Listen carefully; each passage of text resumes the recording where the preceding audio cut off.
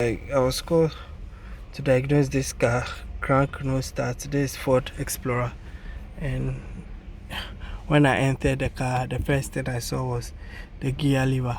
You see, it's at 1 instead of P for the car to start. And they said they've tested everything and they are not getting ignition.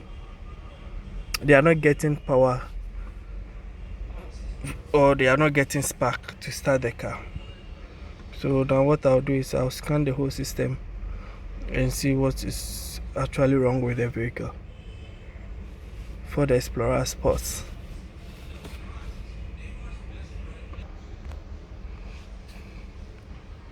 To scan the vehicle and see the fault code that I'll get. Do that, I go and check the crank sensor and see why it's not producing any signal.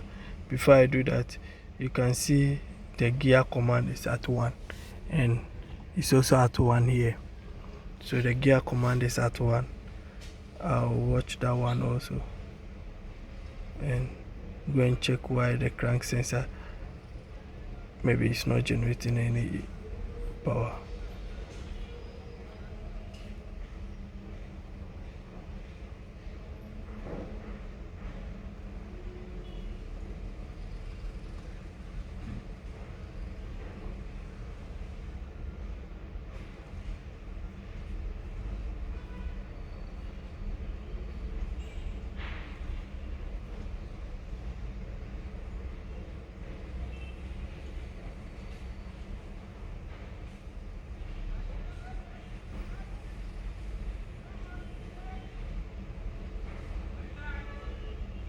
Okay, you can see the transmission range.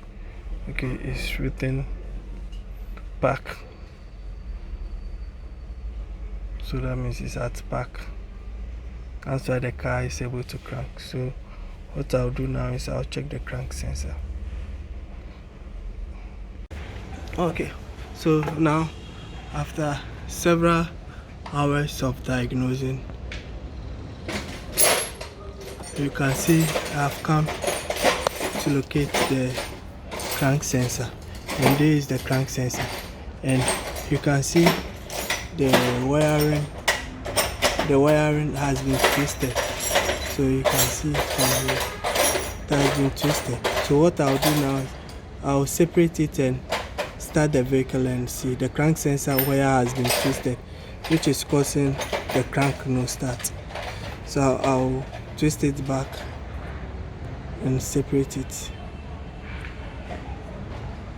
and make sure the wires are, sorry for the camera angle, I'm doing it with one hand, so you can see now they are being separated. So I'll put in something, so now they are being separated. I'll put in something to fix it, a rubber or something. So now I have separated the wires. So I'll start the vehicle.